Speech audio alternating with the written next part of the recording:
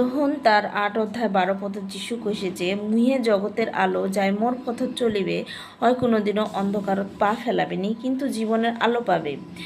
যখন 10 অধ্যায় 9 পদত কইছে যে মুহে সেই রাস্তা যায় মোর মধ্য দিয়া অর্থাৎ যিশুর মধ্য দিয়া যাবে ওই উদ্ধার পাবে।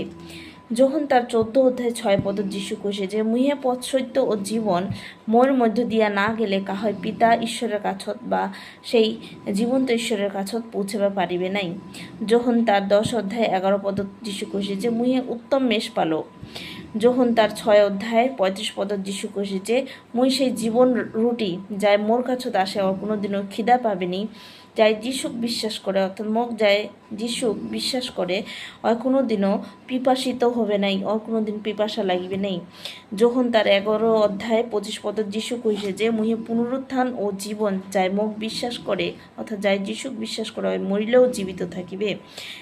যখন তার 17 অধ্যায় 3 পদ ধামাক কয় যে যীশু খ্রিস্টই হইল সেই অনন্ত জীবন, যীশু খ্রিস্টক জানিবা পারাই হইল অনন্ত জীবন, যীশু খ্রিস্ট হইল সেই জীবন্ত ঈশ্বর। যখন তার 14 অধ্যায় 9 পদ যদি আমরা দেখি সে না ওঠে না ফিলিপ নামে একজন শিষ্য যীশু কইল যে যিশু প্রভু তুই হামাক পিতা ঈশ্বরক দেখা। যিশু সালা তার সেই শিষ্য ফিলিপক কইল যে ফিলিপ তুই এতদিন মোর সাথে আছিস, তুই কি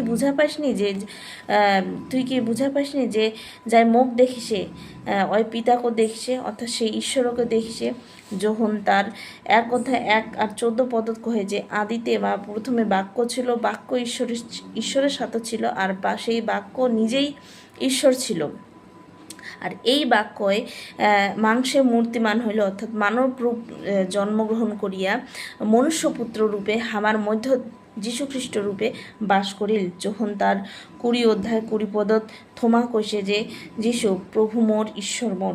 ফিলিপিও তার 2 অধ্যায় 10 পদত কইছে যে পিতা ঈশ্বরের গৌরব এতেই হয় যে স্বর্গ মর্ত পাতাল সমস্ত কিছু যত এই পৃথিবীর বস্তু আছে বা যত জীবন্ত প্রাণী আছে সবাই যেন ঈশ্বরের গৌরবের জন্য স্বীকার করে যে যীশু খ্রিস্টই প্রভু।